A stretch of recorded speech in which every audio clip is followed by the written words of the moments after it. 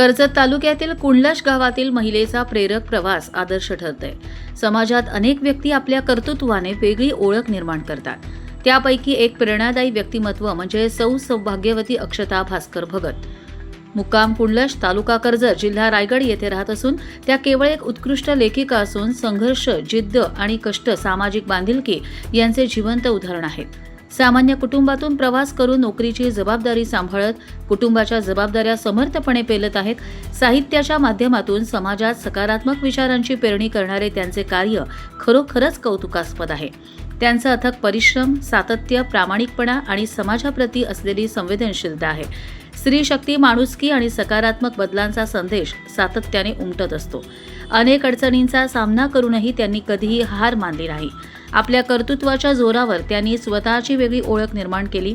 आज अनेक तरुण, महिला आणि नवोदित लेखिका यांच्यासाठी प्रेरणास्थान ठरत आहेत।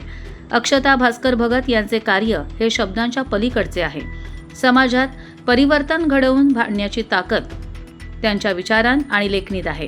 अशा व्यक्तिमत्वाचा सर्वांना अभिमान वाटत आहे। कर्जत लाईव्हसाठी रामदास माळी, कशेळे।